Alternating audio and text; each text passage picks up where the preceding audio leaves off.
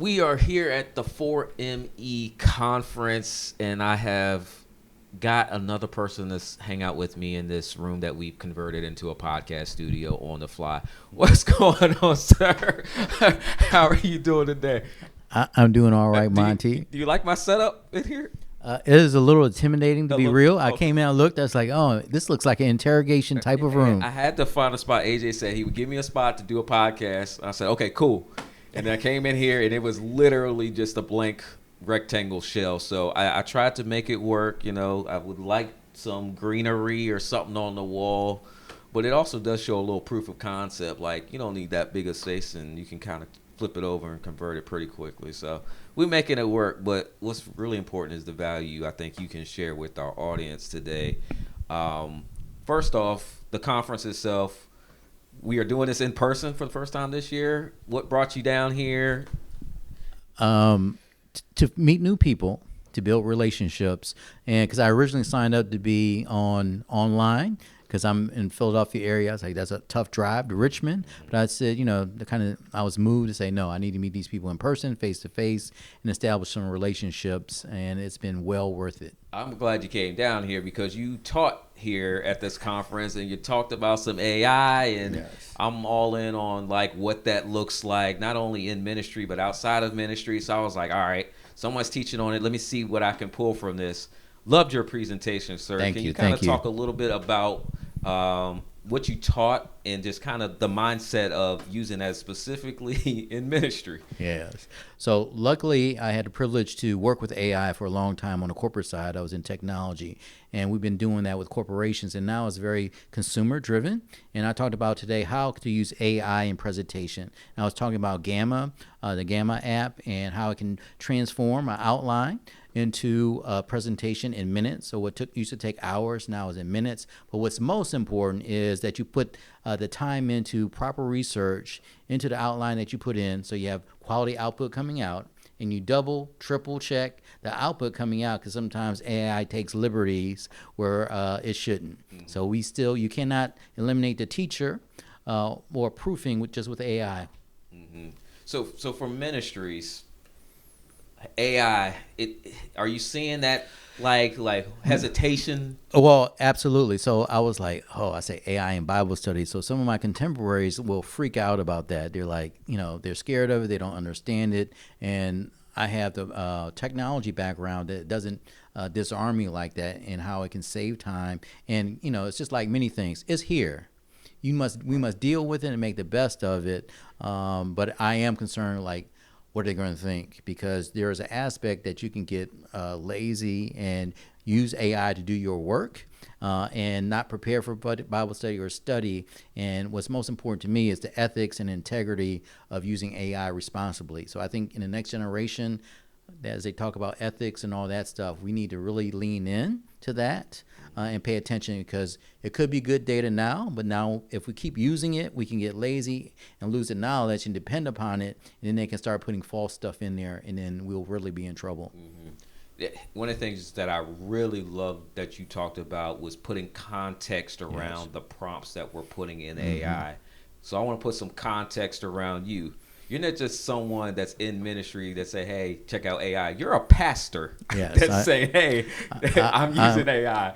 Yes. So, So talk to me from that point of view, because I know being on the media side, sometimes we'll bring things to our pastors or our leaderships. And if it comes from someone at that certain level, it's a little bit different. Can you kind of talk about being a pastor that's using this and talk to those other pastors? It's definitely on the forefront, and people that have been don't have the same experience and background are very leery of it. But I think historically the church has been the last thing to change as an institution in many areas, even slower than the government. And I'm hoping that as technology changes quicker and we can turn on a dime more, that we can maybe move faster than some other entities, because the church is in decline, And we have to ask ourselves why. And sometimes it's because generations have shifted and maybe we have not adopted things quickly enough to be relevant. So I'm hoping that other pastors and leaders will look at this, because just like this tool, it saves a lot of time. I can study more, I can do visitation more, because I'm not spending so much time in doing a Bible study preparation. Yeah, that time efficiency. One of the things I love is just workflows, efficient workflows. I want to get the job done efficiently and use that time to do other things. I had a chance to meet your wife, your son you brought down here as well. It was a family affair. That's what I love about this event. But when I met your son, I'm just like, he is just the coolest dude. Like, Yes, he is. He's just so relaxed. And what it showed me was like this conference allows space for that. But it also opened my eyes to gaps that we have in ministry. Mm-hmm. Can you talk about your son a little bit? Sure. And just how cool he is. But what we're missing here in ministry that we need to have our eyes open to some other things that I don't think we've been paying attention to.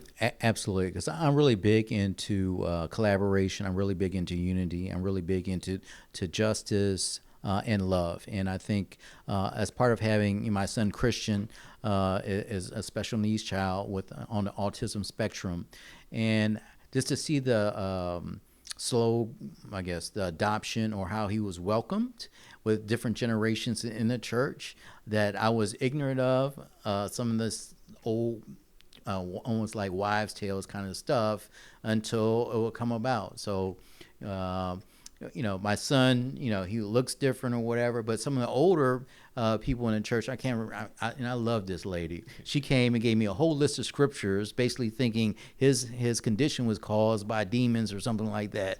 And I was like, is this for real? What, going on? But that's what it is. There's nothing meant by it, but here we have a gap in understanding and what's going on. I have, a science engineering background, so you just pray for it to keep going. But we have to be welcoming, especially if you have children. Do you have it like someone with autism or that's on the spectrum? Do we have a sensory room? Do we have a place for them that they're welcome? Are we trying to give those parents a break because there's an extra burden on them, and how that's going? Are we praying for them at the very least? And be welcoming, because sometimes we don't do that. I know, this is going off tangent a little bit, but like someone had a therapy dog or was blind, are you going to let them in the church? Well, and then how do you do that if you have someone that's allergic to a dog with that? So you have to balance these things and figure it out to hopefully when someone comes in the door, you meet them where they are and you're open to them regardless. So there are a lot of pressures with having a special needs child, especially I named a Christian, dedicated his life to God, always praying for a miracle that he will be able to communicate like someone that is typically developing, and that doesn't happen. So how do you go through this spiritual maturity and understanding why God might have placed this hardship in your life? Mm-hmm. It has been challenging. Yeah, because being in media, I remember in tech, one of my very first jobs, I remember going to this lady's desk, and her keyboard looked funny to me. Never saw the keyboard. Mm-hmm. It was literally like on this incline, and her mouse, I couldn't figure out how to grab it. Like, where's your left? Your right click, your scroll is like on the side. And my first introduction to ergonomic equipment. Yeah, I got you. What do you see, or what tools help someone like your son in the ministry where it actually makes it more comfortable for them to be there?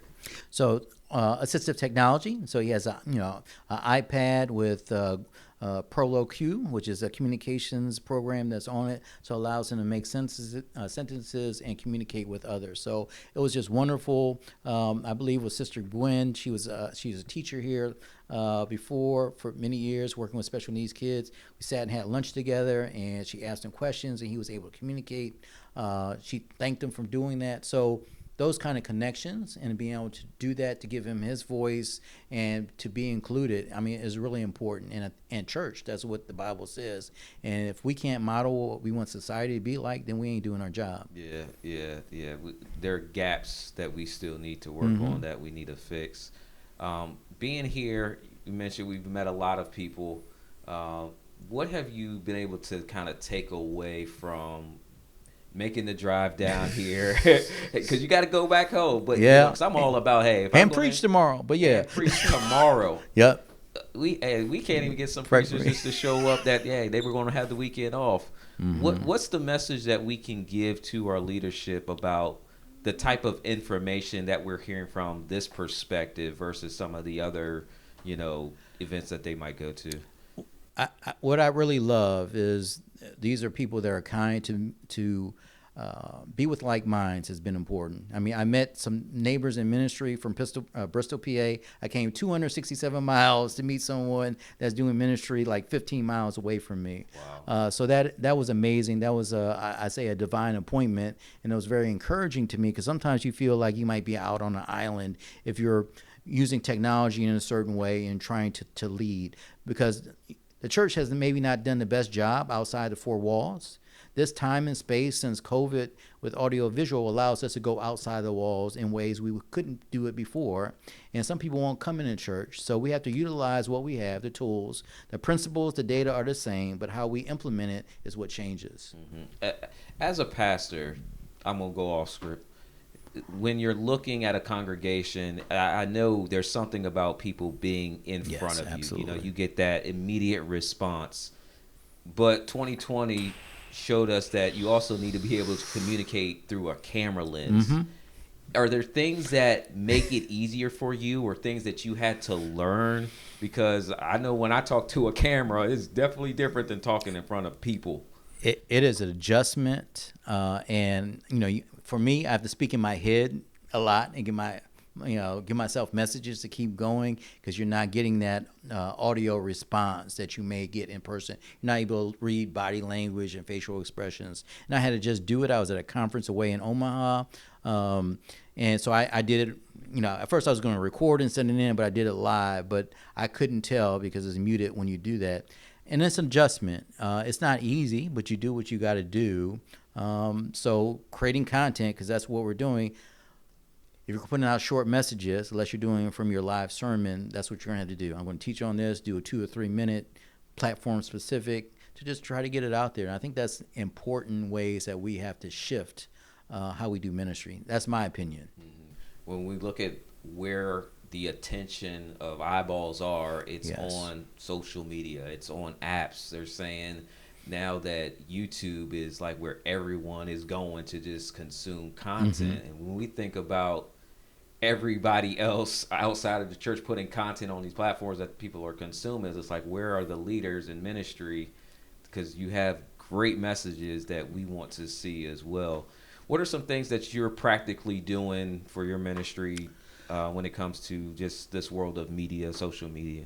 So we live stream a portion of our service, the song and a message right now. Used to do the whole thing, but I changed it because I saw that the intimacy that I wanted and how I wanted to speak to my congregation was not appropriate for the wide masses. So that was a shift, and I need to do better and probably doing some Bible study stuff. But even then, when I was doing that over live streaming it, I wasn't getting the same questions, and people were not sharing, so I couldn't teach them as deeply. So now I had to figure out how I wanted to revamp that.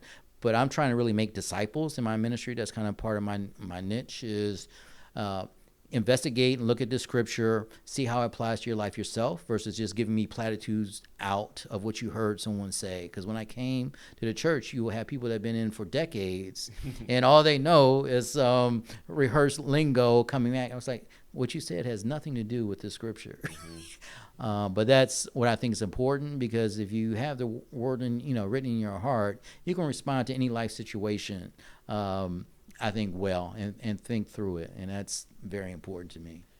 I heard something that I think could help some people. You consciously looked at your live stream and said, hey, there are elements of this that are going to work, but there are elements that don't line up with how I want to communicate. Yes.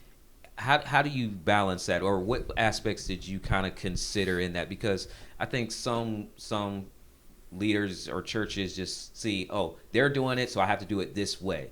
But there's so many different ways to do the same thing. Because I love what you said, because I had a conversation and we were talking about altar calls. Mm-hmm. Like, I know a lot of people that have not gone to the altar because they know that the camera's pointed at the front, and if your media department doesn't know to mute that pastor's microphone during that conversation, there's these other aspects to consider. How did you kind of come to the conclusion that you're now, or how do you decide, and get that feedback? So one is the woman that God sent me, my wife. She's very confidentiality conscious. So she would say, because even when we're doing prayers, people will repeat certain people's business out there that shouldn't be. And even though I'm telling them, they will still do it just unconsciously.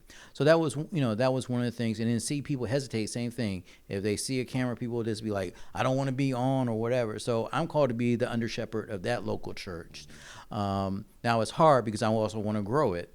And it seems like, from some, statistics that I'm doing more outside, but I know the growth, and me being their pastor physically is, I think, most important. So it's a challenge. You got to go to God. You got to ask. You have to talk to other people that are doing the same things, and then figure out what you're supposed to do. Mm-hmm.